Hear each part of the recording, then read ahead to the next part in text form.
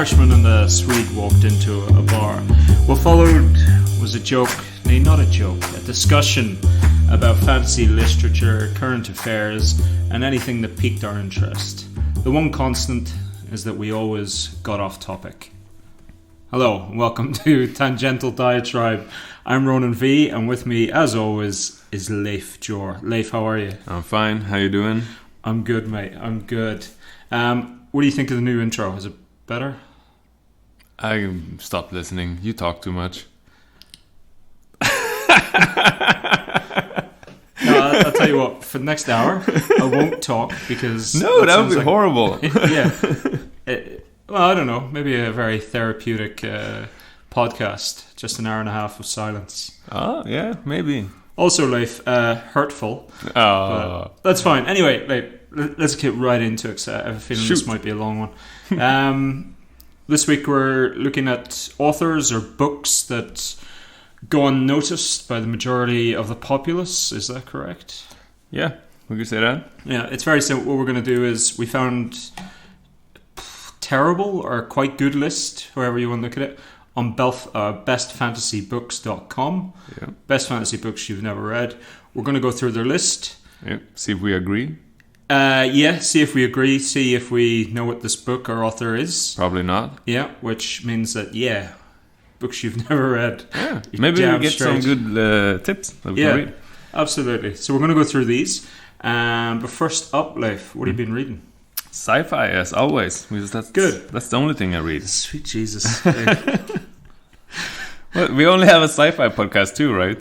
I guess, tangential and all that. But, just maybe 1 week read a bit of fantasy to play into our whole fantasy literature angle. What do you mean? Fantastic. Brilliant. What is it, Leif? Martha Wells' The Murder Bot Diaries. You've told me about these before. Yeah, because they're good. Yeah, okay. And the latest book, number 5, came out, and it's called Network Effect. And since I'm liking the series, I want to follow through. So, this was actually better than the previous book, number 4. Okay. So, what's it called? The Murder Bot Diaries. And this book is called?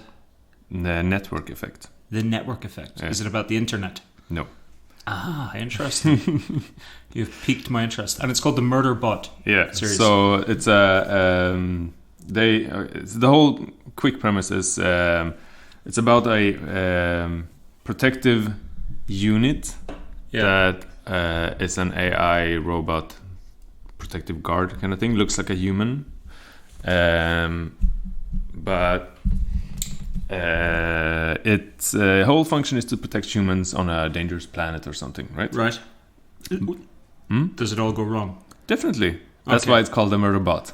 It's his own name for himself. Oh, okay. So he gets pissed off at these humans and he kills them, basically. Is it in a sort of Isaac Asimov that... No. It's more of a jokey but still sci-fi way. So it's more of a what's it called? Discworld thing. Oh, okay. Yeah. Oh shit, okay. Yeah. But sci-fi. Yeah. Oh, okay. Interesting. And there's 2 new series that does the same thing. There's the Martha Wells Murderbot series and there's the Bobbyverse. The which? Bobbyverse. Bobbyverse. Yeah. And both of them are brilliant. I actually think Bobbyverse is slightly better even. Bobbyverse. Bobbyverse. Are we talking like Hitchhiker's Guide to the Galaxy sort of? No, those are like very British humor. Yeah. Bobbyverse is more American humor, but still very funny. Okay. In Bobbyverse, he becomes an AI to protect the human race, but he hates humans, kind of. Right. And in Murderbot, it's like one person. Okay. So they're kind of similar, but very different offshoots in what they do with it. The thing characterizes Discworld is that it's funny, but it's very, very smart. Yes. Are these very, very smart? I don't know. I think they're well done. Right. I enjoy them immensely. Yeah. Both of them.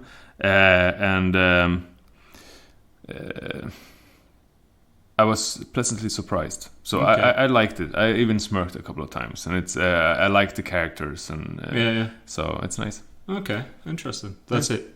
The Murderbot. Yeah, basically. Like, look it up. Read the synopsis. Like, it's... I'm on book 5. I don't want to spoil everything like you always do. Yeah. Right. But yeah, so it's a bot. It's a bot protective unit. Yeah. He has tasks to protect a colony ship, or Right. a science vessel or something. And Why does it kill people? well, the people are annoying. It kills them just because they're annoying. So they keep talking all the time. He just want to watch TV shows. Like he want to relax. He don't want to do their job. He's like, they're also filthy and like moist. So Right. yeah. So it's like a mad butler. Kinda. And Okay. then his journey. It sounds terrible. No, but it's not. That's the thing. Right. Okay. So Sell it to me a bit more, buddy, because I don't want to touch this book. yeah, but first of all, you hate sci-fi. I don't hate sci-fi. I've Okay, read but you read sci-fi. like 10 books or something. I've read a lot of sci-fi. Alright. I just... It's not for me, Okay. you know.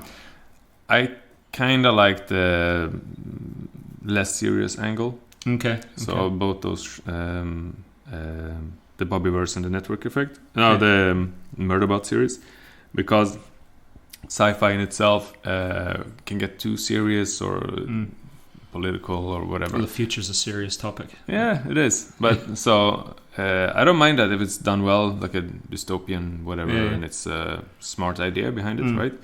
But here it's more like Dresden Files, Okay. right? It just flows along. It's fun. It's pretty serious, though, the Dresden Files. Like, Yeah, but it's an easy, good read, and you have fun. yeah, okay, yeah, So same kind of vibe here. okay. It just flows by. Is it as good as the Dresden series? Maybe the Bobbyverse. At least the first Really? 3 books is really good. It's definitely on par with the first 3 Dresden Files. But also, it's called the Bobbyverse. I know, because the main protagonist is called Bob, and then he becomes an immortal AI. So, and then It's called Bob. and then he creates his offshoots, copies of himself. That's all called Bob, and then they get their own names and shit. So it's basically he controls. Does Bob, is it an acronym for something? No, I don't remember actually. Yeah, Ah, okay. Sounds like it should be. maybe. Yeah. Did they mention Bobbyverse in the universe? What do you mean? Like, what is the Bobbyverse? It's just that it's a lot of him. Like That's it. It's multiples of him. Yeah, and Oh, okay. yeah. All right. He copies himself and makes more Oh, okay. because you don't want to. It's too much to do. They sound terrible, man. No. They Okay, really do. let's do like this. Yeah. You recommend one book that you think I won't like today, Yeah. and I recommend Bobbyverse first book to you, and we read it. And next podcast we talk about it. Jesus, I don't want to read. It's called the Bobbyverse. I know, If he's not taking this book seriously, why should I? because okay. I don't mean take it seriously, but Yeah. like as a form of literature, he's called it the Bobbyverse. I have a friend called Bobby, Yeah. and you know, the Bobbyverse. Yeah. What's he trying to like? Why is he called it the Bobbyverse? Because there's multiple Bobs. No, I get that, but Yeah. why? I'm sure he could have called it something else. Yeah, definitely, but it You want works, the and Bobbyverse. it's fun. It doesn't. You don't. It's not Even so the serious. Murder Bot series. Yeah, You're poking fun at HAL, aren't you? maybe Space 2001. Isn't that what you're doing there? Yeah. With Murderbot? Or any dystopian future, I guess, where... I don't know. Bobbyverse. It's just, I don't know. Easy, good read. You'll be done in a day if I know your speed.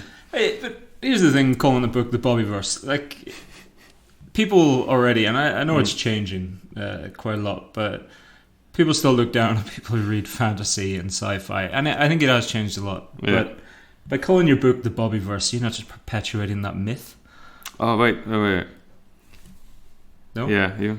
The first book is called "We Are Legion" or "We Are Bob," Okay.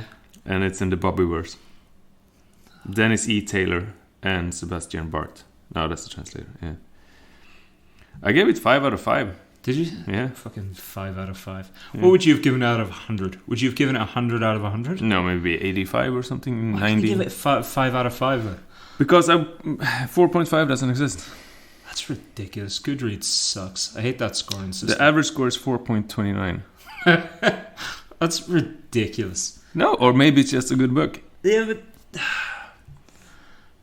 Should we get into bloody ranking? No. Because I'll get into it, like. I'll get into it. Oh, There's you a always reason- want to get into There's it. a reason why indoor acrobatics, aerobics, athletics. You know, where they do like the bars and stuff. Acrobatics. Is it acrobatics? Yeah. Like, you know, they do the pommel horse and stuff. Yeah. There's a reason why they I got don't know. rid of the scoring system of like a perfect 10.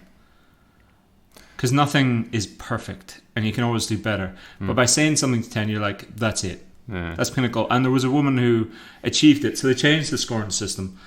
And, you know, it's time Goodreads did that as well. Wait. So there's a lot of different answers to what you just said. That's fine. You gave it a 5 out of 5. Is it a perfect book? Well, we don't agree Is on it this. as good as a book you could read? No. Okay. I have one way of rating my books. You have another way of rating your books. No.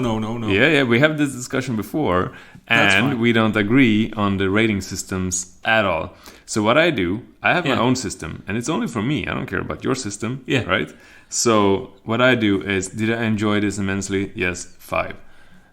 Was this a good book that I really liked? 4. Decent me, 3. And 1 or 2 is basically, 1 is I didn't finish the book at all. Yeah. And that's not often. And 2, I was so uninterested that I stopped the whole series. I'm not going to go with you here, but Yeah. I've given books 5s. Yeah. But that's only because I've given lesser books a 4. Mm-hmm. And then I've gone, well, I can't give that a 4 because I gave that a 4. So I have to give it a 5 because I've got nowhere to go with this. Yeah. It's ridiculous scoring system, scoring something out of 5. Yeah, I know. I know it's arbitrary, and eventually you do come up with like a 4.9 or 4.7 for books. Yeah.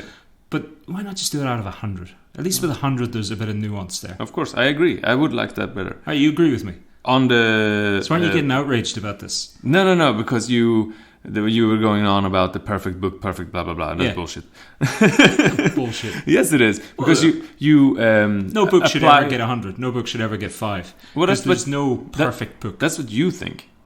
But there is so- no perfect book. No, but why does 100 have to be the perfect book? It might be the most enjoyment that you had in a long, long time, and you think that's worth 100. No, that's ridiculous. I don't know. The scales are up to the scale 100 setter. is 100%. So 5 you is know what? 100%. You know what? That means Bobbyverse gets 110. So yeah, I break your limits. kiss my ass. The first book of the Martha Wells series is Yeah. called All Systems Red. I gave that a 4. So that's so So I due to those the way I think. Yeah, 2001. Bobbyverse is better. what's the sequel called Of which one? of Murderbot? The sequel is called Artificial Condition, Rogue Protocol, Exit Strategy, and Network Effect. All right. Would you recommend these books to me? I would recommend the Bobbyverse. Yeah. If you like those, you will like these too. Okay. Would you recommend them to everybody? Bobbyverse, definitely. This, if you like sci-fi, yes. Okay. Fine. All right. Good. So we settled on that you read one of them? I don't have to do that. Like, Yeah. you can't force me, and you can't Of course I can. force me into reading a book called the Bobbyverse. Yes, you can. I don't want to. It's only the title. It's only the title. Yeah, you've Not lost even the me. title of the book, the title of the series. Listen, it's a terrible aspect of this world, but Okay. appearance matters. Okay, you've read books with worse titles. Name me one. Tons of fantasy books have horrible titles. Yeah, but that's because the author takes themselves a bit too seriously. How many I have no problem with somebody taking themselves a bit too seriously. dragon title / sword title / ninja assassin title have you read in your life?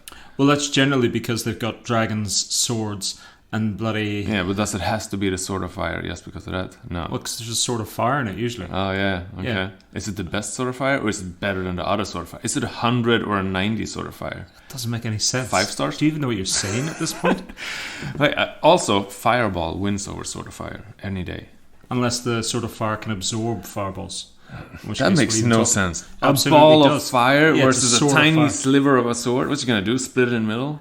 What have you ever seen? Are you a ninja? Star Can you Wars? cut bullets in the Where air? the bloody Star Palpatine Wars. is We're throwing talking lightning bolts, and he's got a bloody lightsaber, and he's absorbing lightning bolts. Tiny- Are you saying Wait. a fireball is more destructive than? Tiny caveat. Yeah. This is a fantasy podcast. Can you keep to the topic?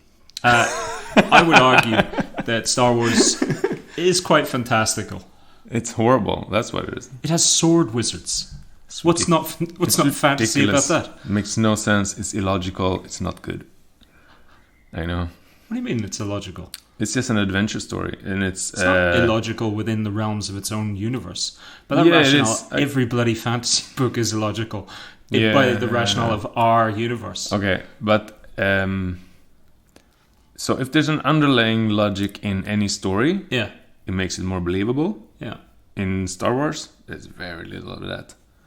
There's not. Star Trek is way better at it. It's a mute argument. I prefer Star Trek. You prefer Star Trek. Yeah. Arguing the same point, which is better. Star Trek. So I win. Done. All right. Just to the listeners out there, Leif's been drinking heavily all day. So I think I've had 4 centiliters so far. Yeah, it's heavily for him. Anyway, what have I been reading? I hear you shout. Yes, definitely. Probably some sci-fi. It's actually fantasy. What? Leif, since we've last spoken, I have read a ridiculous amount of books. I went on a Tom Lloyd bender. Okay. He did the Ragged Man series. I read his new series. Released one. I read that. And then I realised that a book that he had written before had a sequel, which I went and read. So I read that. I read The Ember Blade by Chris Wooding. I recognize the and title. I'm still in the Johnny Wirtz and the Mistwraith saga, but I'm not going to talk about any of those. Okay. I'm going to talk about Stella Gemmell. Why? Wife of the late David Gemmell, and her debut fantasy novel. Do you have a hard on every time you say Gemmell? It started to feel like that. Do you know when I was younger, I just could never spell it correct. Because it's 2 M's and 2 L's. Yeah. But that does not seem right at all to me. I don't know if it does to you. No. The 2 L's is weird. Yeah, it just doesn't. So I'd always get it wrong. You know, back in the days when you're in the library as a kid trying to find it, and I'd be spelling it wrong, typing in the computer. Anyway, Stella Gemmell. She co-wrote, or finished off the last of his Troy series. Okay. And it wasn't good. It was the worst one.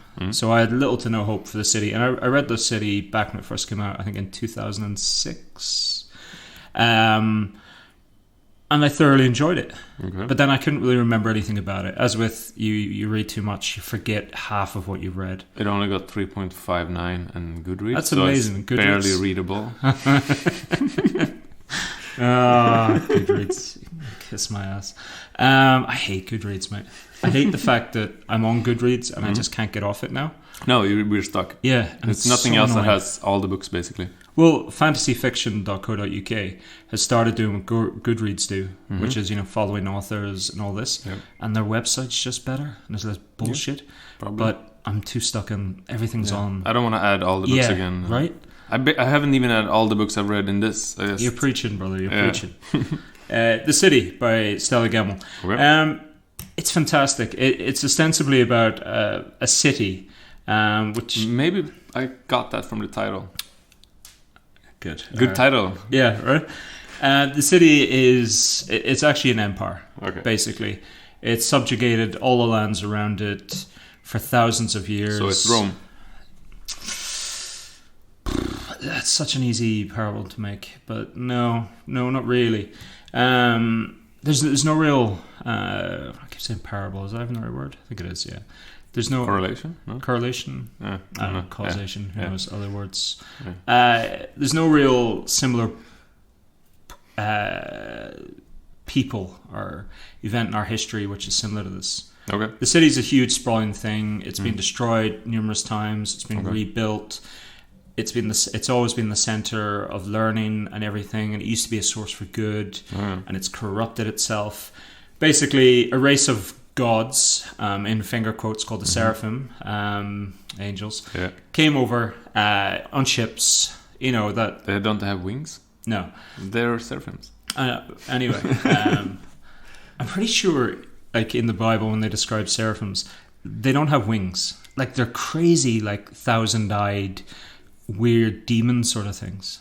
I'm pretty sure. Don't remember. There's It's only in like Renaissance paintings where the wings got introduced. don't know, maybe. I think.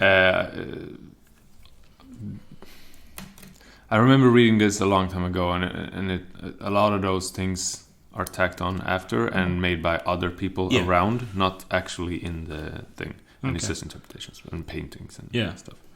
So anyway, the Seraphim come over eons ago.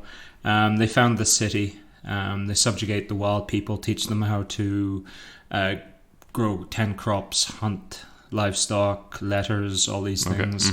You know, and then before the city was built. And then the city's built the first time. Then it goes to ruin, but the Seraphim are always kind of there, but they start to die out. They interbreed with people of the city. Then they kind of fall in upon themselves after thousands of years, and now there's a couple of Seraphim left, a couple of ruling families, and the city has now been fighting a war for thousands of years. With itself? No, against surrounding people who it subjugated and then tried to control. They rose up and fell, other empires. And now they're... I'm not loving it. No, but I'm just giving you the, you know... Yeah. Sounds like a 3.2 book. I'll get into it, but I'll get into it. It'll shock you, but... so basically, it's a city under siege. The city is bigger than you think, and you never really get a sense for how big it is. And it's a very big problem with this book. And her writing style, it's all a bit... I want to say wishy-washy, but that's not really fair. But like details aren't that important, if that makes sense. Yeah. Like it doesn't matter how big the city is. You know, some authors will tell you, well, it's 100 leagues across. It would take you 3 days and a horse to ride it, or whatever. It's never mentioned, and it's a bit of a problem, but it also isn't. You know who does an awesome city? Who? Robert Jackson Bennett, City of Stairs. Heard that. Go on.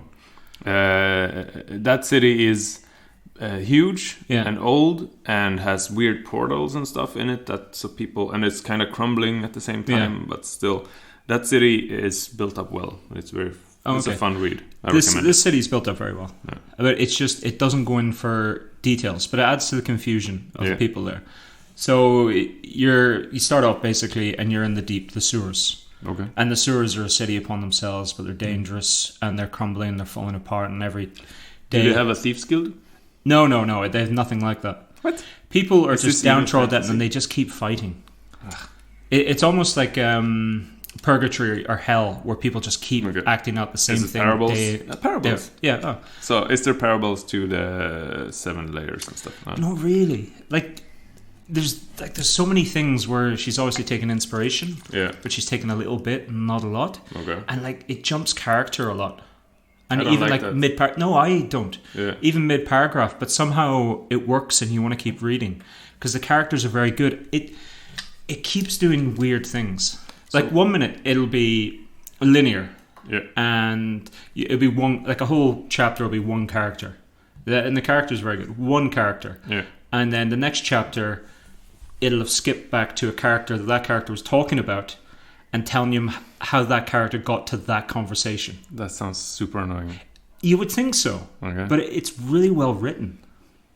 But you and it works. Normally I don't like this, but it really works. And the characters are fantastic. Right. Nobody's that good.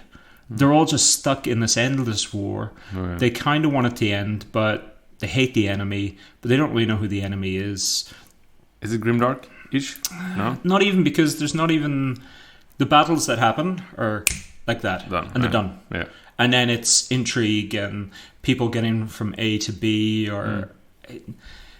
It's very good. It follows a general who's been tortured and is now in hiding. It follows one of the Seraphim. It follows 2 kids who get separated in the sewers. One goes off to the enemy. One ends up with the general. It follows a peerless warrior, because of course there is a peerless woman warrior. And but the characters and the conversations are what makes it. Okay. And they're fantastic. It's really well written. Like Gemmell's writing, where it just flows. It is better than Gemmell's writing. What? Better than Legend? No, not at all. No, Gemmell tells a better story. Okay. But it's a criticism that's always been thrown his way, is that his lexicon isn't great. His writing style is a bit limited, whereas Stella Gemmell's isn't. Okay. Like it's nuanced. But it's the same style, but better written. It's not the same style. It's wholly different. Okay. Like you would never have found David Gemmell writing anything remotely like this. She hasn't published anything recently, right? The sequel to this is why I read this, because the sequel's coming up this year. All right, nice. And I want to read it. That's going to be interesting to see if she's gone more better or what happened. Yeah, it's very good, mate. Like I was shocked by how much I liked it in the second reading. Why did it get 3.29? Because Goodreads is shit, mate. Are you sure? Although having said that, there are problems with it, and one of those is it keeps doing weird things. Yeah, like story jumping and stuff. Yeah, it didn't sound good. But it works, and it feels like it's a deliberate tool. Okay. Whether or not it is, or she, I don't know. It's a strange one. I like it. I do like it. Bloody hell, I'd give it a 5 out of 5 on Goodreads, because that is meaningless, obviously. Also, you might prop her numbers. Yeah, she needs it. Yeah, no, but 4 people have read it. If you like it, you like it. So I like mindfuck movies, and a lot of them is a core idea, and then big budget, low budget, doesn't really matter. Some of those are not rated that high, like 6 or 5. When you say mindfuck, what do you mean? Give me a movie. The Platform recently on Netflix. I came in to watch that. Yeah. But The Cube from the 90s. Yeah. Stuff Apparently like the sequel's really good. The Cube. Cube 2 is good. Hypercube not so much. Okay. But yeah, that type of, or The Tape. That's basically 3 people talking about in a hotel room talking about a rape, and that's it. It's purely dialogue driven. They never leave the room. Only those 3 actors, and the twist and a good idea, and the generally those movies, or The Man from Earth. A teacher stopped talking about his history, and it turns out he's cannot die, so he's lived through. All right, finally one of them I've watched. That's a badly made film. I know, badly made film. Good premise, idea, but badly made film. Exactly. But so generally, a lot of those movies, because they don't have the highest budget and stuff, they have between like 6 and up to 8 or something on ratings on IMDb. But you can still enjoy them immensely, if you like that genre of movie. So the core idea drives the movie, or the dialogue or whatever, you know. Do you get books like that? I also can't think of anything. Yeah, so my closest, that's why I like dystopian anything. Yeah, okay. Because it's the same thing. You have a core idea, and then how you portray that idea might Hunger be Games, The Maze, The Road. Oh Jesus Christ! I love that book. Did you? Yeah, but most people that read it find it horribly depressing. Yeah, well, it's because it is horribly depressing. No, yes, but no.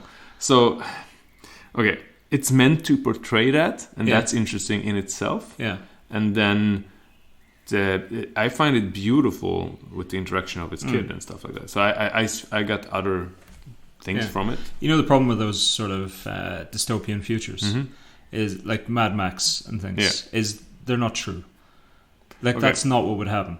Otherwise, we as a species, like, who are you? No, it's just like I decide that it's not true. We as a species, that's not the way we act. No, probably not. Like, but it's a offshoot of an idea. And if the idea is semi interesting, it's still worth a watch. Maybe only, let's say that all of that would happen. That's set up for the premise.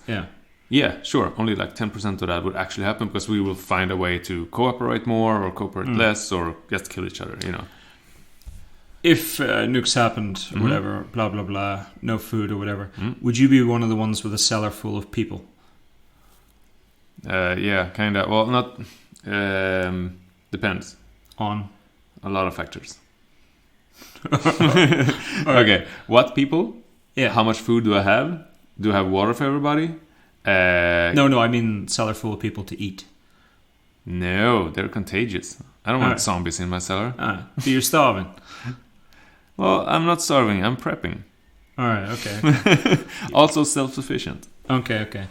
But like if there's no food, we're talking like Book of Eli Yeah, okay. Or the road even. Okay, so then you're talking after Fallout? Yeah. Okay, yeah, I'm fine. What I You're do... fine. So then you go back to basics of natures and how human works. So basically you create a clique, you arm that clique, Yeah. and then you control the surroundings. Yeah, but there's no... There's always something. Okay. And then you basically start it up like a medieval village. So there's always something. So people who resort to cannibalism, they're just not trying hard enough. Or they haven't thought things through. Yeah, kind of. Like, there's always the baser elements, and people will level play into it.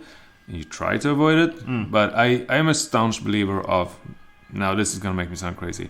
But the use of force, if it's necessary. I prefer it not to be necessary. But if I know that if I can de-escalate the situation with one punch instead of having a full-out brawl, then one punch is worth it. Okay. So it's like a cost-benefit kind of thing. That's cool. Even so you're Ender. That's what you're saying there. Maybe. Yeah. But it's just a strategic mindset, I would say, maybe. Okay. Do you think Ender would have gone through with destroying all the aliens if he had known? Ultimately. So first of all, he was super intelligent. Yeah. I'm not. So you can't compare me to a genius wonder kid. He obviously wasn't that intelligent. He didn't know it was all a simulation. Or it wasn't a simulation. You're spoiling all the books.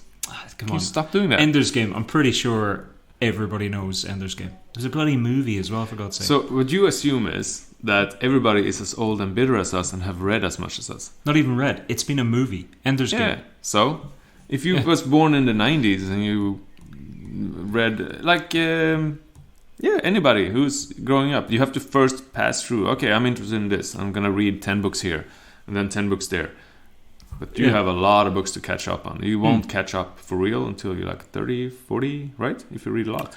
That's fine, but again, it was a movie as well. Doesn't matter. It's an old movie. Nobody watched it. No, because there's that... it wasn't even a good movie. No, it was terrible adaptation. The only thing that was good was actually the combat training facility. Yeah. It wasn't bad, actually, as a movie. Like, they got most of the points. But the books is better. Books are better, but I tried to reread all those books. I got to book 3, and I was like... I'm good. I'm good now. I'm good.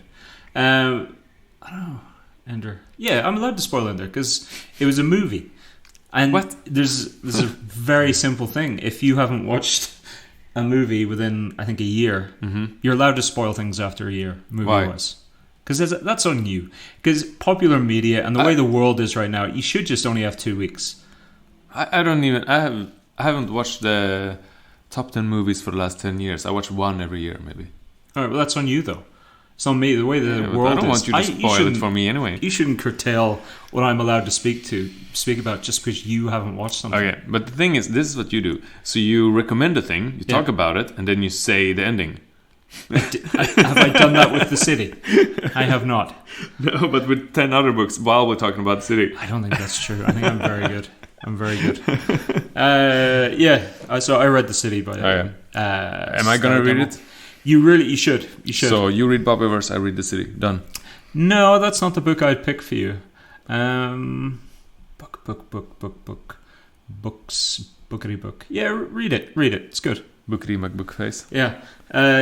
It's very good. I'm surprised by how good it was. Well done. So it's so good that you recommend it as a 5-star Bobbyverse book. It's got a better title. Does it though? The City. There actually, one of the reasons why I wanted to read it is I couldn't remember how it ended. Because it was so good? No, I mean before, because I read it years and years ago. Okay, what's that? Bloody 13 years ago? Yeah. Of course I can't remember. No. But I wanted to know how it ended because all I remember about it, I was like, I don't see how there could be a sequel to that book. Okay. But now that I've reread the book, I'm like, I can totally see how there's a sequel to this book. Okay. So I'm quite excited about it. See which way she goes with it. Have you read Lowtown by Daniel Polanski? I think it's... Don't think so. Yeah. It's a fantasy detective thing. It's really good. No, I haven't. All right. Also city connected. Okay. It's a good conversation. Yeah, definitely. Well, I thought you read it. That's 100%. No, man, I haven't read anything. Should we go on to underrated fantasy? Unless you got Sure. another book. I have other books, but I don't remember what we were talking about. Oh, okay. I think I don't want to talk about Tom Lloyd because I think I want to talk about him maybe next week. Who's Tom Lloyd? Author of Never heard of the him. Ragged Man series and things. No. You do know him, mate. You do know him. All right. Okay. Best fantasy books or authors you've never read or heard of. Yeah, and we're going through the list from bestfantasybooks.com, right? Absolutely. But you pointed me to this list first. It was The Nerd Daily, 10 underrated fantasy sci-fi books. And we just want to go through this because this is the most hilarious list ever. this is a list done by somebody who does not read fantasy and sci-fi books and just found these books. Am I right in saying that? I don't know. So, we old grumpy men don't agree with this list because basically everything on this list is highly selling, popular, widely acclaimed. Yeah. Except for the first. The first one's the only one I've never heard of. Yeah, okay, true. Yeah. Finnegan of the Rock by Melina Marchetta. So maybe that's unheard of. Yeah. Never heard of that. But then number 2 is Furies of Calderon by Jim Butcher. Now, there might be an argument for even though fans of Jim Butcher aren't aware that he did this epic fantasy series, Furies of Calderon. But if you like Dresden, you will read his fantasy. Yeah, absolutely. Yeah. And it was quite a big success. Yeah. The next is, and this is where it gets ridiculous. Never heard of, ever. Number 3 on, again, 10 underrated fantasy sci-fi books. The Eye of the World by Robert Jordan. Yeah. Who's Robert Jordan, you might ask? Anyway, I don't even need to go into why that's ridiculous. The fourth... I actually think...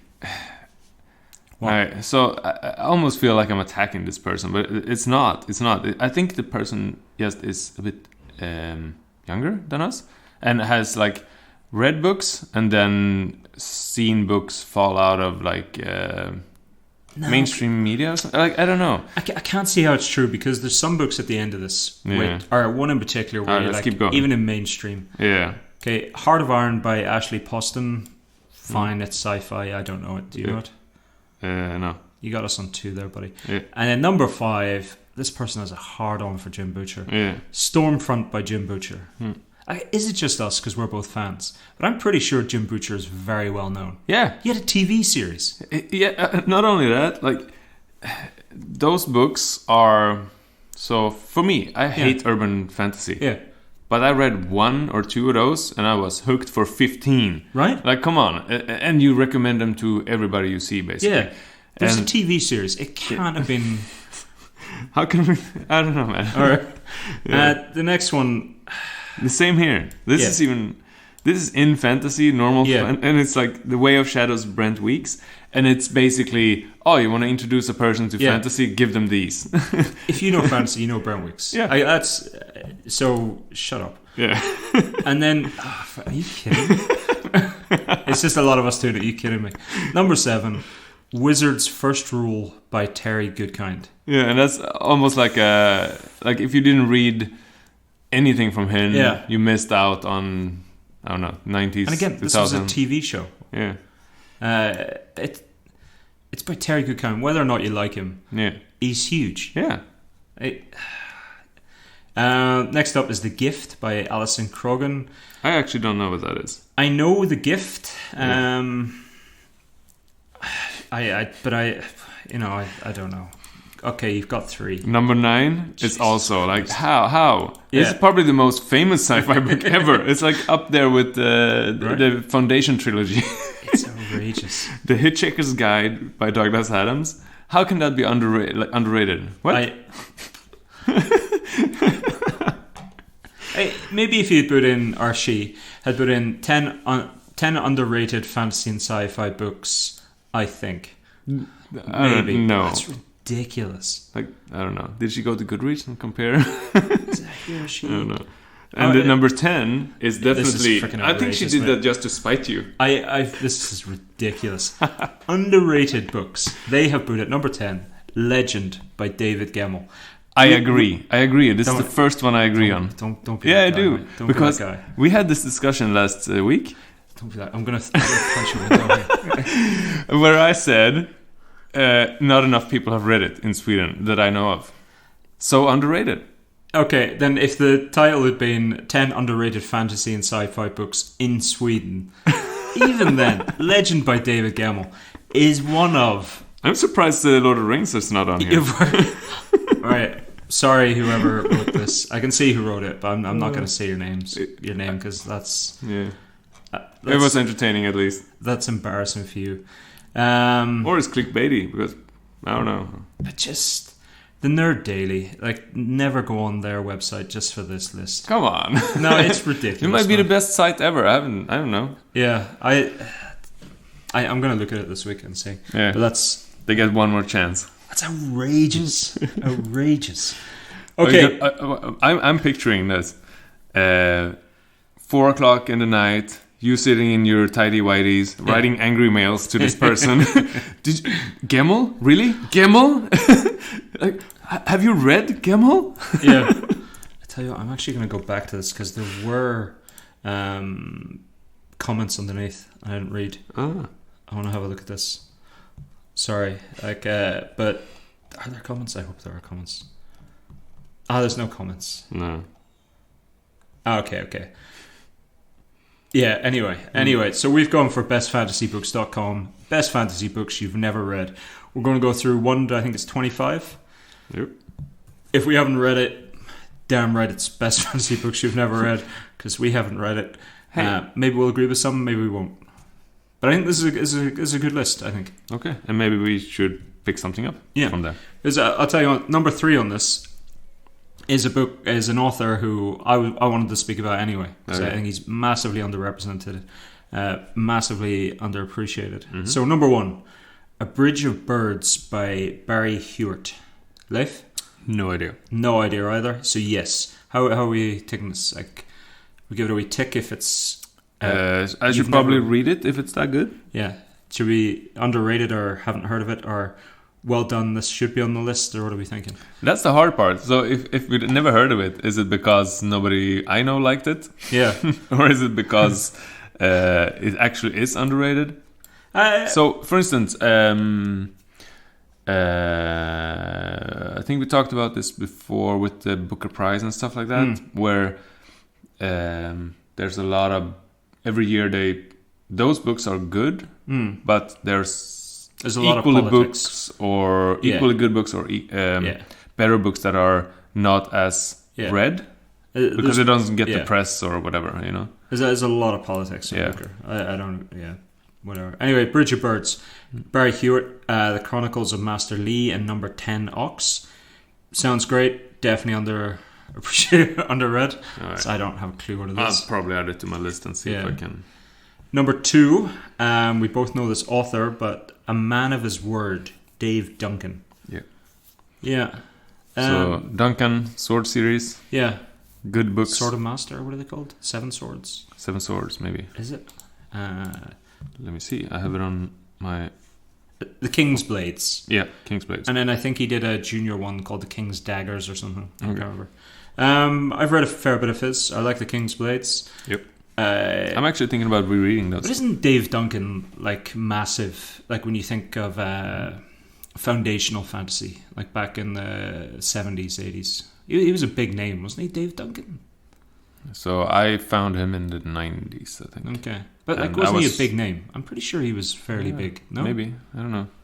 Anyway, Man of His Word, Dave Duncan. Yep, absolutely. Number 3, and here we go. The Monarchies of God by Paul Kearney. Who? Precisely. I'm a massive fan of Paul Kearney. Why? He's very good. Good how? His writing is... Ooh, I love this. What? This is a cross between Patrick O'Brien and George Martin. The Monarchies of God? Yeah. You could maybe throw in a little bit of Tolkien and Brent Weeks. You could say later on Brent Weeks, but you could say Monarchies of God. I would say, who did they say? George Martin and Patrick O'Brien.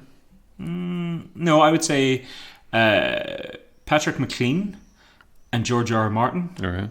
McLean did the Powder Mage trilogy. I haven't read those yet. Really good. I have a hard time with steampunk. It's not steampunk. No, I know, but it looks steampunk. It's not steampunk. Powder Mage, bad title. I won't read it. Like Bobbyverse, you won't read Powder it. Mage. That's It's kick-ass ridiculous. title. No, How is that? I don't like gunpowder. I hate gunpowder in my books. Why? Ruins. Okay. When I play Civilization, I have fun up until gunpowder.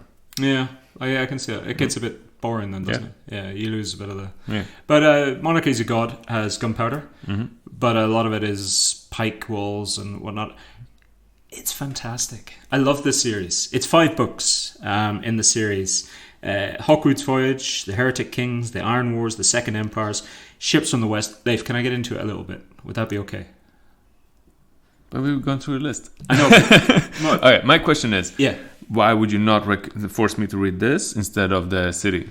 because it's 5 books, and I know... Yeah, but I'll only read one, and if I like it, I'll keep going. Yeah, read this then. But you said The City. That's only because you got me on the spot. Read this. Okay, I'll read this. Okay, Hawkwood's Voyage. Read it. It's fantastic. It's basically, the premise is... Don't spoil it now. I'm not going to spoil it. I've said the premise. I didn't say the outcome. The premise is there's 2 main religions in the world. There's the Merdukes and the Rasmussens. I hate names. I know, me too. It's based on Catholicism and Islam. Okay. And the clash. Okay. And it starts off... Isn't the Marmalukes or something the... Marmadukes. Marmadukes, yeah. It's not a dog or a cat? No. The Marmaduke? Mamaluk. It's the Islamic warriors. Yeah. Yeah. Yeah, I know what you mean. Yeah, Okay. that's Just also a cat. Marmaduke. Yeah, that's a cartoon thing. Yeah. Is that a exactly. dog or a cat? Dog. Is it? I don't No? know. Sounds I like a cat, though, doesn't it? Marmaduke? I have no idea. Yeah, I have no idea. Anyway, so 2 opposing ideologies. The kingdom, it's very much based on Renaissance sort of time period. So there is, proper big ships and whatnot. It starts off with the sack of a great city, Acre, which is obviously Constantinople, and a number. Isn't there a city called Acre? The fortress with the Crusades. It's called Acre. Is it? Yeah. Oh, okay. It's like one of the main fortresses. Did this happen? Acre, I think it's called for real. Yeah, it could be. Yeah, and it's like one of the most famous. No, it's spelled different. Acre. Yeah, It's with spelled C. Acre. A-C-E-R-E. Yeah, exactly. Yeah. Alexander the Great sacked it. Yeah, He built a causeway out to the fort. Yeah, and the Crusades has exactly. Yeah. This is spelled different. A-E-K-I. Oh wow! But Is it the same or just it's because I not? can't pronounce it. Anyway, you obviously took inspiration from that. Yeah, clearly. It follows a number of characters, mainly Corf, who's a Dwarf.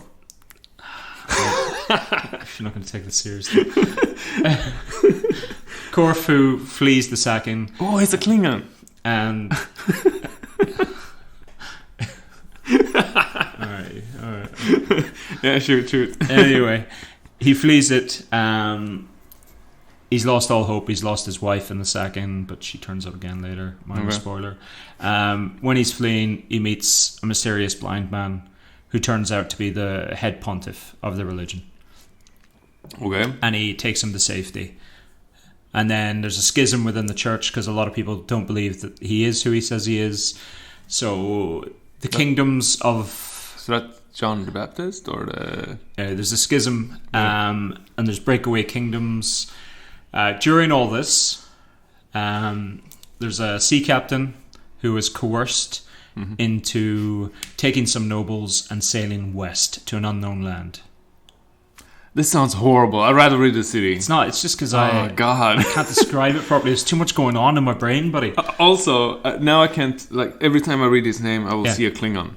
Right, don't do that then. It's very good. Damn it, like, it's very good. Okay? Right. There's a lot going on.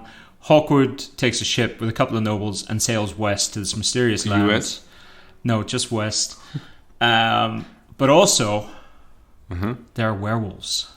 No, I'm not reading this shit. And magic. No, it's horrible. Yeah. I'm not touching this book.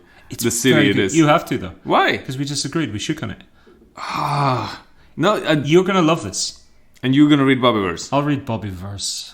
Yeah? There Yeah. you go. All right. The excitement in my voice. Yeah. That's it in a nutshell. Werewolves, why? But werewolves, lycanthropes, they can change into other creatures, but it's the main one. Rabbit? Probably. Were-rabbit, whatever. Monty Python, Yeah. for Brian. It's very good. It's very well written. It also, the ending of it, of all the 5 books, the quintology, I love. And I still think about it to this day.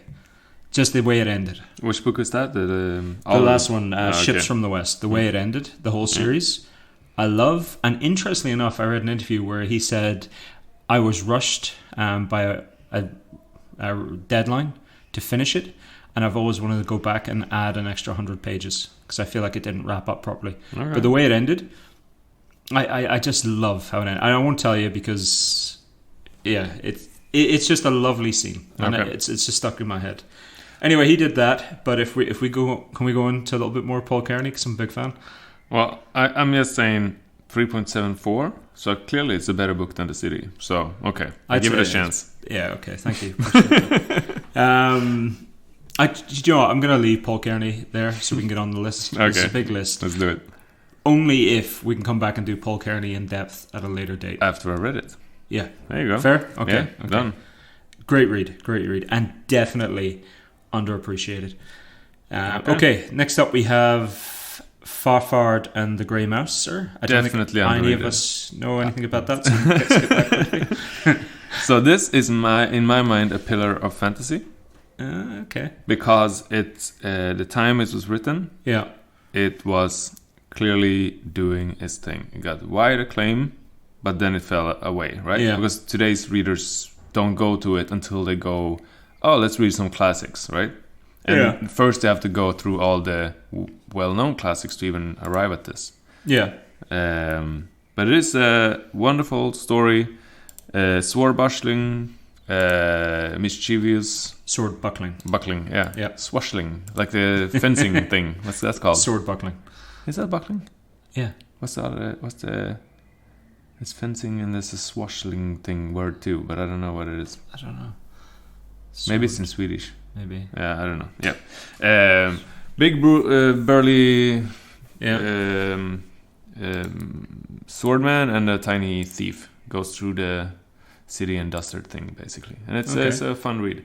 And it's kind of modern for its time in its way, but it's still old. I'm reading here that apparently it is influential in the whole gritty urban fantasy movement. Think Dresden. Yeah. Is that fair? Yeah.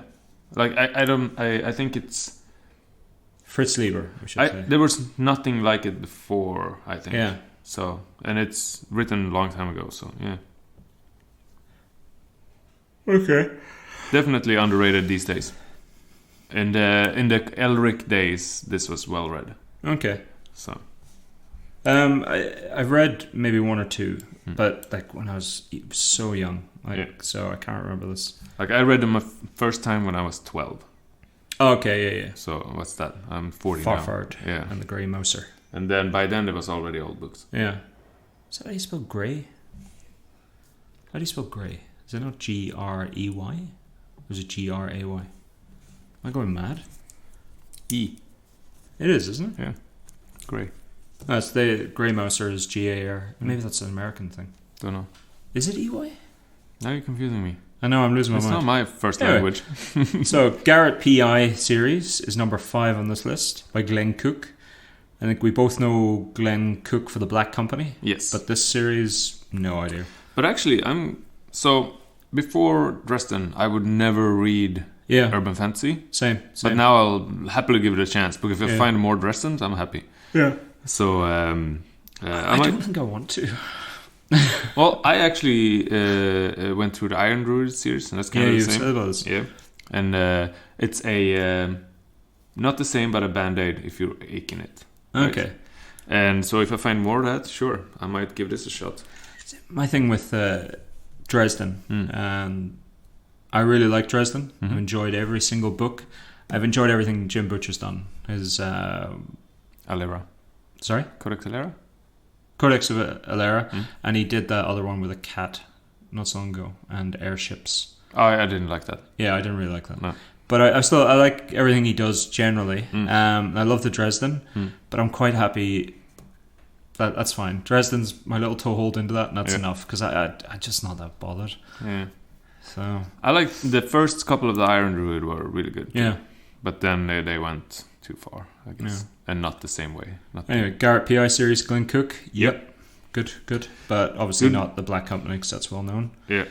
Next up, we have PC Hudgel, The Godstalker Chronicles. Any idea? No. Yep. I'm getting a picture of the.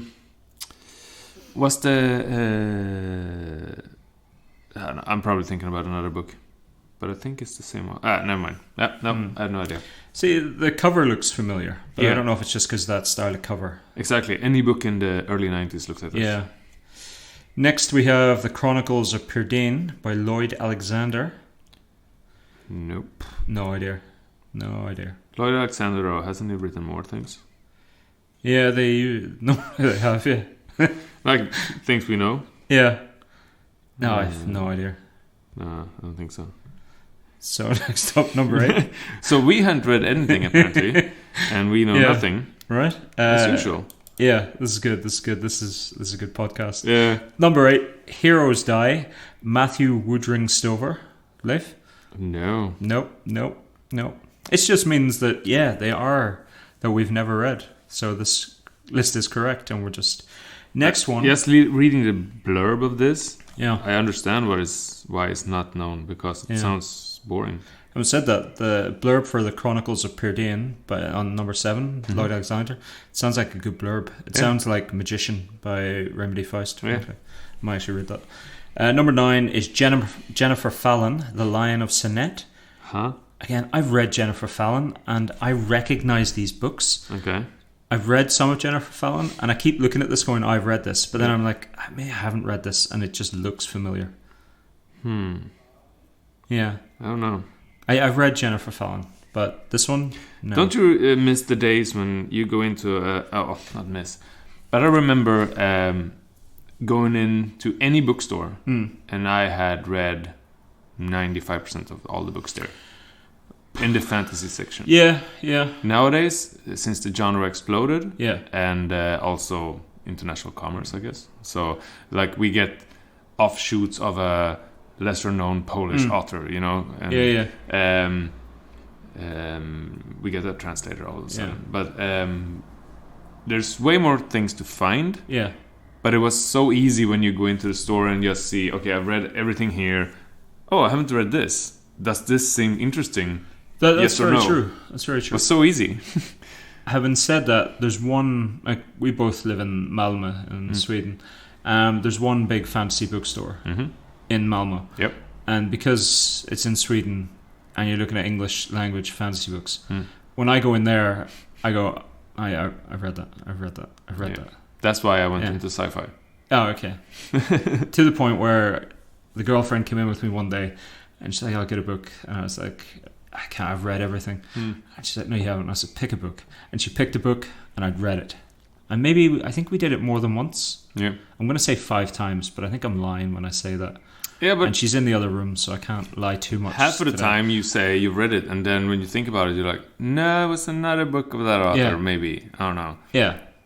You know? Yeah. So I guess that happens. Next is... And I've read these, but I can't remember. Jack Vance, the Lioness series. I actually have it on my shelf as a to read. Oh, okay. And I have a omnibus version, right. But I haven't read them yet. What do you think of omnibuses? I love it. Do you? I hate... you can't travel with them because it's so big. Yeah. But I want them on my shelf. Yeah. I kind of like to have... I don't want... Like the Wheel of Time. It's like... Too many books, and it takes so much space. You're not going to get that in an omnibus. No, but for instance, the Malazan, I have all of them at home. Okay. But since it takes so much space, I just hide them in a corner somewhere. Oh, okay. Whereas an omnibus, maybe it's a little bit shinier. A special edition or something. Just put it. I'm not a fan of omnibuses. No? No, I'm not. They're hard to read, and I don't like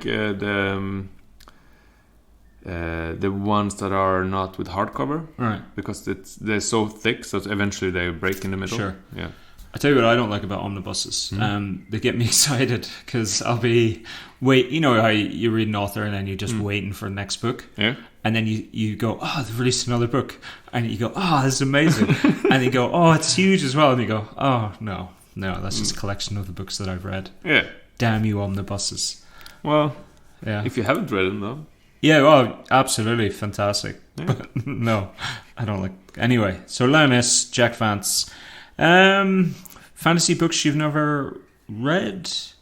I don't think that's true, because I think a lot of people have read Jack Vance, haven't they? Yeah, and also the Lioness is highly regarded as one, like almost, not a pillar, but like this is foundational fantasy. Yeah. Like, yeah. I can't remember a lot about it. No. It's about the fictional land of Cornwall, isn't it? That sunk into the sea. Atlantean. Yeah, but you know. Next up, the Fiannavar Tapestry, number 12, Guy Gavriel Kay. I like Guy Gavriel Kay, and he's got a lot. He's a good writer. He's got a lot of credit with me just for the Tiganis book, which is one of the best fantasy books of all time. But I read these when I was younger, and I tried to read them, I think, like last year, and oh boy, hey, I've read these. Okay. I'm like, wait, this sounds familiar. The Fiannavar Tapestry. Yeah. We've spoken about it, I think, before. This is Portal Fantasy. But group of high school kids get transported to a fantasy realm. Wait, maybe not. That's not the Fiannavar. That's just a book he's written. But I have to check the other ones he's written. Anyway, I'm pretty sure I read it. Guy Gavriel Kay, Tigana, one of the best books I've written. I've tried to read a lot of his books, and they're not as good. And this one is, I think, the poorest written of all his books. Okay. But I think they're also one of his most famous, the Fiannavar Tapestry, Guy Gavriel Kay. I'm pretty sure. Anyway. Yeah, I've read those. Yeah. It's because they're quite famous. Yeah, probably. Number 13, The Chronicles of Amber. Yeah. By Roger Zelazny. I like those. Yeah. They are also kind of a pillar. Yeah. Not pillar, but a foundational fantasy. Like, if you read the most common things in the 90s, Amber Chronicles would be there after you read the Wheel of Time and stuff like that, right? Absolutely. I think any, parent of ours maybe, or whatever, anybody who grew up in the 80s, 90s, this would have been the bookshelves. Yeah, definitely. So, books you've never read? Yeah, maybe the younger generation, but if you missed them, why not? Yeah. They're good. Also, his surname's very fun to say. Zelazny? Roger Zelazny. Anyway. Number 14, The Tamir Triad, Lynn Flueling. Nope. You? I recognize them. Yeah, I've read her other books, Look in Shadows, and they were pretty good, actually. No idea, mate. No idea. Next up, Master of the Five Magics, Lyndon Hardy, number 15. No idea. No idea. This I think this is our best podcast. Well, we have never read any of it, so we know nothing. So I know I read quite a lot. Yeah. But I thought you read more. Just not these books. These are 25 books out of a genre which has produced thousands upon thousands of books. Yeah, but we were just bragging about, I've read everything in the store. Yeah. A lot of these books are out of print. Okay. Yeah. Kindle. That's what I'm saying anyway. That's why we like Kindle. Yeah. Winds of the Forelands, David B. Coe. Nope. Never heard of. Nope. I've never even heard. Like, some of them look kind of familiar. This one, not at all. No. I used to, this was one of my favorite things to do. I used to go to all the antiquaries around Malmo, and there was quite a few good ones back in the days. Yeah. And just go through all their fantasy and sci-fi. And just pick up books, because you could get, like, I don't know, a whole series of books for like 10 kronos. It was ridiculous. This was before, like, a sci-fi store was an unheard of thing in Malmo. Yeah. There wasn't, the shelf of fantasy wasn't big enough in the stores, basically, so to warrant a whole store. So yeah, I used to love that, and looks like one of those covers you would find and go, Yeah. cover looks so I don't know, read the Yeah. blurb, and it's like but maybe it's an awesome book, but Yeah. it's not, doesn't grab you. It's right? a kind of archetypical sort of Conan. Yeah, Yeah. that kind of, those are not Yeah. good covers either. No. 17. The Hero and the Crown, Robert McKinley. Thankfully, no. You? No. Nope. Good. But I recognize McKinley. Yeah. John J. McKinley, maybe? Nah, no, I haven't read him. Okay, number 18. Book of the Yerig, Stephen Brust. Yeah, I like those. They're Uh-huh. really good. So I was aching for I read Brent Weeks, Mm-hmm. and I wanted more of the something assassin thing. Okay. And I read everything I could find in assassin-y thing, basically. Yeah. And then I found Vlad Taltos by Stephen Brust, and it's not quite the same thing, but it's more Thieves Guildy, and I like those things, right? Okay. And they are easy reads, fun, and I don't know, 17 books or something. So yeah, 17? yeah. So he's famous. I don't think he's underrated these days. Yeah. But he's not. He has sold well, Okay.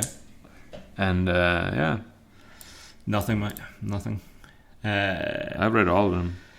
Next up, The Dark is Rising, Susan Cooper. No idea. No. Nope. Number 20, The Paradise War, Stephen R. Lawhead. Yep, absolutely read these. Very good. Another Portal fantasy. A lot of the early ones were Portal fantasy, weren't they? Yeah. There was a early 90s period where it was percentagely a lot of them, right? Yeah. I don't know why. Yeah. In fashion or something. Ultimate escapism. Yeah. Tells the tale of two friends who go through a portal in Scotland and end up back in Celtic times. And just all that, like there's a lot of quasi-magic. It's very good because you don't get a lot of Celtic history novels. Okay. These were good. The Paradise War. Endless Knot, Silver Hand, The Paradise War was the first, I think. It's very good. But I also think, because it's Stephen R. Lawhead, and he's huge. Yeah. Yeah, I don't think you could put this on this list. Maybe. Yeah, anyway. A lot of these books I'm finding are of a certain generation. They've gone out of print, and you wouldn't have heard of them, but that's just because they were so long ago. Also, the author might be famous, but he has one book that is Yeah. on the side. You're like, yeah, of course, yeah. Next up, number 21, The Sun Sword Saga by Michelle West. I have read this entire series. You have? I have. I couldn't for the life of me tell you what this is about. I think this is one of those books that you read, or series that you read in between books. Okay. That you kind of get into and you're like, this is fine, but it's not doing anything for me, and you just read it until something better comes along. Yeah, reading the blurb, I don't hate it. I could read it. But, blurb's a bit different to the book. That's true. Yeah.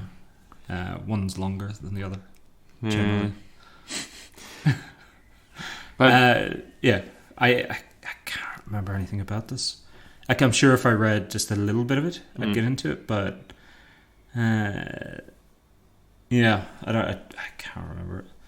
But yeah, I fine. Yeah, absolutely should be on this list. Maybe.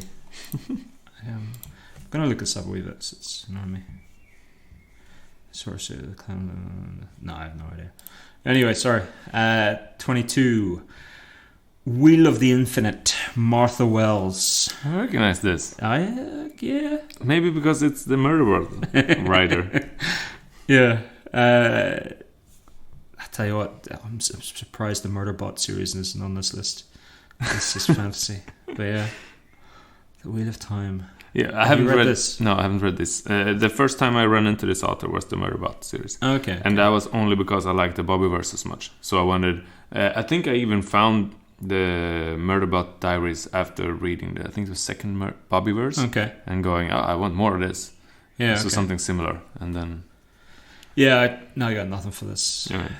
23 is a weird one. Why? The Silmarillion by J.R.R. Tolkien. Well, I can understand that.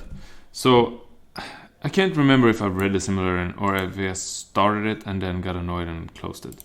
Okay. It's not a fun read. Yeah. You have to be hardcore into I want to know more. Yeah. Right?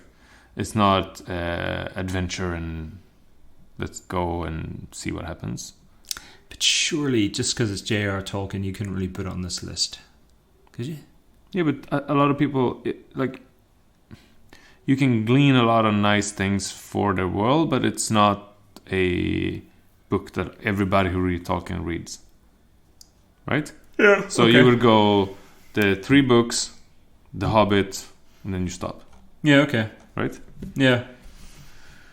I don't like Lord of the Rings as works of fiction. Yeah. The 3rd book, I think, is not good. I read them when I was I'm saying that very young softly lately. in case people get upset. Yeah, well. Yeah. So I remember them fondly, and I want to keep that fond memories. I'm not never reading them again. Even the 3rd book? Yeah. The Battle for the Shire. Yeah, it's fine. I don't care. Okay, that's fine. That's your choice. Number 24, interestingly enough, we talked about this last week. It's The Wars of Light and Shadow by Johnny Wirtz, which I keep calling the Mistwraith series, but I think maybe that's just one of the titles of the book. I read all these when I was a lot younger. I'm trying to reread them, but it's a bit of a slog. You were highly recommended them. I know, but I've got to that point where it's just getting to be a bit of a slog. Yeah. I'm not enjoying it. And I have a feeling that a couple of years ago I went back and tried to reread these again. And I had the same thing where I was like, oh, these are a bit of a slog. I think the story is better than my head than the writing. Ah, okay. Because I remember a lot of the story and I'm like, oh, it's good. But then the writing is just a bit... Yeah. Not a fan. But yeah, I'd agree. Not a lot of people know Johnny Wirtz. We couldn't even remember her name last week, even though I could remember the book. I recognize the name though. Yeah. That's because you read other things. Raymond E. Feist and Johnny Wirtz. And I love those books. Yeah, it's fantastic. Probably for a long time that was my favorite books in fantasy. That'd be a good topic. Collaborations. Yeah. That'd be a good wee one. Yeah. Yeah, maybe we do that next week. Yeah. What do you think? Oh, what I happened? forgot one thing. What? I have to apologize. The amount of factual errors in last episode was astounding. Because Ronan forced me to do a podcast when I had slept very few hours and should not be talking about anything. Shocking, mate. Shocking. Yeah. I apologize for nothing. I thought I was on point. So and always correct. No factual errors ever. I doubt it, mate. I doubt it. Thoroughly researched everything. Definitely. You feel better? Yeah, I feel better. Okay. 25. The Crown Conspiracy by Michael J. Sullivan. I have read these. I thought they were very good. They're on my list to read. Yep. All I can remember about them is that it's 2 guys and they're searching for something and they go underground. Sometimes I think you read too fast. I absolutely do read too fast. Yeah. I think I've said this. If it's a book I really want to read, I read it once and then I'll immediately reread it again. So you read it 0 times and then you try to remember what you read. Yeah, right. Yeah. So I think a lot of times I'm a speed reader. Yeah. And I do skim sometimes, especially if it's a book. One author who I never do it with is Elizabeth Moon. Yeah. And that's because she writes beautifully. Yeah. And you want to read every word. Yeah. But a lot of authors, I'll skip a paragraph. Yeah. And I've still got it. Yeah. But then it's a habit I'm into. Yeah, but that's also a trap, kind of. Yeah, it's terrible. I found myself doing that in the last Brent Weeks book. Right. Yeah, because it was too long. Yeah. So I went faster, skipping. And I'm like, no, slow it down. Yeah. Like, because I know it's good, you know.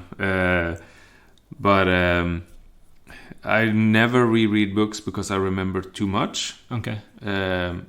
But not now. Yeah. Only when I'm like at the page before. Yeah, and that's really annoying. So that's why I very seldom reread. It have to go so far, like 10 plus years, for me to be able to do that. And even then, if I start reading, I go, I know what's going to happen to this character, and then I go a couple of, yep, there it is, and then now I'm okay with that. Yeah, but that's annoying. Then I'm almost waiting for those good bits to come up. Those juicy bits. Yeah. And it's like, oh, there it is. Maybe. Yeah. I don't know. It's hard. It's like in a movie when you've heard a joke and you rewatch the movie and it was a joke that made you laugh the time before, and you're almost chuckling before it comes up because you know it's coming. Yeah, I appreciate that. Yeah, that's a good way of putting it. Yeah. But that's only true for the very best of things. Do you know, I think I'm going to go back and read Michael J. Sullivan, The Crown Conspiracy. Yeah. Or the Riera Revelations. I remember liking it, but I don't think I read it that long ago. We can do a thing about it after the second Bobby Wars thing, because I want to read those. Okay. So, yeah, okay. So let's sync that. List. Yep. So that's the list. Did you recognize any of those? Because we barely did. What did we have? A third? Yeah, about. Yeah, between us. That's shocking. But it was a lot of... All right, let's go through this, right? Okay. Bridge of Birds, number 1. Barry Hewitt. No. Man of His Word, Dave Duncan. Yeah. Other books from him. Yeah, but I think we're going to give ourselves that, aren't we? That doesn't count. No? No. Underrated book. Yeah, but I will have read this. No. Yeah. Have you read this book? Yeah, I would have done. I haven't. All right. So I've read the other series, but not this. Yeah, so we can give ourselves that one, I feel. Yeah. Monarchies of God, Paul Kearney, giving ourselves that. No, I never read them. Yeah, but it's a joint effort. Also, they seem like shit. They're not shit. They're very good. And you're forcing me to read shit. That's all right. They're very good, actually. So we give ourselves that. Far Far than the Grey Mouser. Awesome books. Yeah, we're giving ourselves that. Yeah. Garrett P.I. series. Nope. Read other books? Yeah, but well, it counts then, but not now. No, because I'm pretty sure Dave Duncan, I would have read that. You can't assume. Yeah, because I generally read everything an author's done if I like him, and I like his books, so I must have done. Whereas Glenn Cook, The Black Company, I've never really liked, so I wouldn't have gone on and read everything. I liked the first 3, but then I didn't continue. So, okay. Yeah. Oh, wait a minute. That's weird. I think. Is it? No. Do you know what's crazy? What? No, that can't be right. No, maybe this is a typo. Sorry, this is good. Yeah. Apparently, Far Far than the Grey Mouser is known as the Riera Revelations. Is that right? Or have they just written that wrongly? That doesn't seem... No, because Michael J. Sullivan's books are the Riera Revelations. No, they made an error there. Oh, okay. Those books are called Far Far than Grey Mouser. Right, okay. Where are we at? So, Garrett P.I. series, no. The Godstalker Chronicles, no. The Chronicles of Pyrdean, no. Heroes Die, no. The Lion of Senate, Jennifer Fallon, I'm pretty sure I have, so I'm giving myself that one. Black Sun Rising, no. Lioness, yes. I know I've read Friedman. Isn't he the Green Verdant Throne thing series? It's not that him? Don't know. Okay, I'm not sure, yeah. Oh, wait a minute. Is he... Let's have a look. Yeah, I don't know, mate. I don't know. I know I've read him. There's Black Sun Rising. Yeah, I have this. Colfar Trilogy. Magister. I read the Magister Trilogy. Colfar, Madness. Yeah, I have no idea. So we're giving ourselves that? I've read other books of him. All right, let's start again. Yeah. So Birds of Prey, no. Yeah. Man of His Word, yes. Monarchies of God, yes. Far Far than the Grey Mouser, yes. Garrett P.I., no. But you only read like half of Far Far than the Grey Mouser. Yeah, but it's one of us. Is one of us a pass and go? Ah, okay. Then it's easy. We're a team, man. Ah, okay. I thought... All right, done. Then it's easy. Time. Okay. So, Bridge of Birds, no. Yeah. Man of His Word, yes. Monarchies of God, yes. Far Far than the Grey Mouser, no. Yes. What? Garrett P.I., no. The Godstalker Chronicles, no. The Chronicles of Pyrdean, no. Heroes Die, no. The Lion of Senate, yes. Okay. Tentatively. Yeah. Black Sun Rising, no. You're saying no? I've read other books, but not this. Okay. Yeah. Leoness, yes. The Fiannavar Tapestry, yes. The Chronicles of Amber, yes. Tamar Triad, no. I've read other books, but not that. Master of the Five Magics, no.